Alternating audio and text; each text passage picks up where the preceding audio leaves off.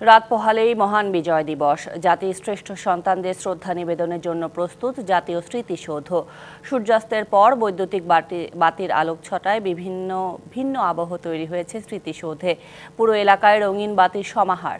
মূল ফটক থেকে বেদি, বিভিন্ন স্থাপনা ও গাছগাছালিতে শোভিত হচ্ছে লাল সবুজ সহ হরেক রঙের আলোয়। আলপনায় উঠে এসেছে বিজয়ের আনন্দচিত্র। বর্ণিল আলোকসজ্জা দেখতে অনেকেই যাচ্ছেন স্মৃতিসৌধ এলাকায়। ৫৪তম বিজয় দিবসের প্রথম প্রহরে রাষ্ট্রপতি, উপদেষ্টা সহ বিদেশি কূটনীতিক ও গুরুত্বপূর্ণ ব্যক্তিরা স্মৃতিসৌধের বেদিতে ফুল দিয়ে শ্রদ্ধা নিবেদন করবেন। এরপর সবার শ্রদ্ধা নিবেদনের জন্য উন্মুক্ত থাকবে জাতীয় স্মৃতিসৌধ। দিবসটি ঘিরে নিরাপত্তা ব্যবস্থা জোরদার করেছে আইন শৃঙ্খলা রক্ষাকারী বাহিনী। স্মৃতিসৌধ সহ আশেপাশের এলাকায় বাড়ানো হয়েছে গোয়েন্দা নজরদারি। বিজয় দিবস উপলক্ষে যে আলোকসজ্জা হচ্ছে, এটা সত্যি আমাদের বাঙালি জাতির একটা ঐতিহ্য বহন করতেছে। আমরা রাতের সৌন্দর্যটা দেখতে আসছি, জানি কতটুকু সৌন্দর্য হয়েছে বা সাজাইছে কিরকম, সেই অনুপাতে আসছি আর কি দেখতে। যেখানে প্রস্তুতি নেওয়া হচ্ছে, তো এর জন্য আমরা এখানে বন্ধু বান্ধব নিয়ে এটা উপভোগ করতে আসছি।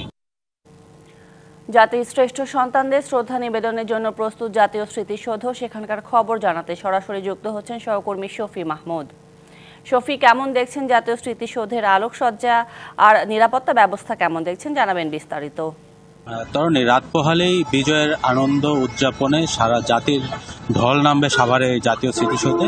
সেই লক্ষ্যে কিন্তু স্মৃতিসৌধকে সংস্কার কাজ সহ সৌন্দর্য বর্ধনের সব ধরনের প্রস্তুতি কিন্তু স্মৃতিসৌধ কর্তৃপক্ষ গ্রহণ করেছে। পাশাপাশি নিরাপত্তার বিষয়টি দেখছে ঢাকা জেলা পুলিশ সহ বিভিন্ন গোয়েন্দা সংস্থা। এবং আমরা যদি বলি যে এই মুহূর্তে রাতের চিত্রটা যদি একটু দেখাই, লাল নীল হলুদ সবুজ বর্ণিল আলোতে কিন্তু স্মৃতিসৌধটি সেজে উঠেছে নতুন রূপে। এই স্মৃতিসৌধর এই আলোকসজ্জাটি দেখতে ইতিমধ্যেই আমরা দেখতে পেয়েছি সন্ধ্যার পর থেকে আশেপাশের জনসাধারণের ভিড় জমেছে স্মৃতিসৌধের সামনের এই সড়কটিতে।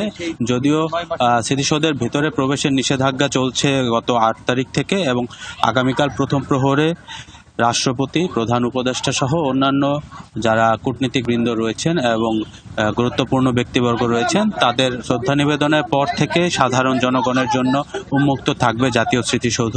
সেখানে সর্বস্তরের জনগণ ফুল দিয়ে শ্রদ্ধা নিবেদন করবেন এবং বিভিন্ন ধরনের দর্শনার্থীরাও কিন্তু এসে উপস্থিত হবেন এই স্মৃতিসৌধে। প্রতি বছরই কিন্তু স্মৃতিসৌধের এই বিজয় দিবসকে ঘিরে বিভিন্ন ধরনের আয়োজন থাকে। এবছর কিন্তু আমরা দেখতে পেয়েছি কিছুটা ভিন্ন চিত্র। আলোকসজ্জা, রং তুলির কাজে স্মৃতিসৌধকে সৌন্দর্যমণ্ডিত করলেও বাহিরের চিত্রটা কিন্তু কিছুটা ভিন্ন। বরাবরের মতো যেই নিরাপত্তা ব্যবস্থা সেটিও রয়েছে, তবে এবছর সড়কে আমরা এখন পর্যন্ত যান চলাচল দেখতে পেয়েছি, যেটি গত বছর কিন্তু আসলে অনেকটাই নিয়ন্ত্রিত ছিল। তবে আইন শৃঙ্খলা রক্ষাকারী বাহিনী বলছে যে মধ্যরাত থেকেই কিন্তু এই যান চলাচলে তারা বিশেষ ব্যবস্থাপনা নিয়ে আসবেন এবং আশেপাশের এলাকাগুলি অনেকটাই জনগণ মুক্ত করা হবে। তো সার্বিক যদি আইন শৃঙ্খলা পরিস্থিতির কথা বলি, এই স্মৃতিসৌধকে ঘিরে প্রায় ৩,০০০-এরও অধিক সদস্য আইন শৃঙ্খলা রক্ষাকারী বাহিনী নিয়োজিত রয়েছেন স্মৃতিসৌধ সহ আশেপাশে এলাকার নিরাপত্তার স্বার্থে। বিভিন্ন ধরনের ওয়াচ টাওয়ার সহ গোয়েন্দা নজরদারিও বাড়ানো হয়েছে। তো এই ছিল স্মৃতিসৌধ থেকে রাতের চিত্র। তরুণী। শফি মাহমুদ, ধন্যবাদ আপনাকে বিস্তারিতভাবে জানানোর জন্য।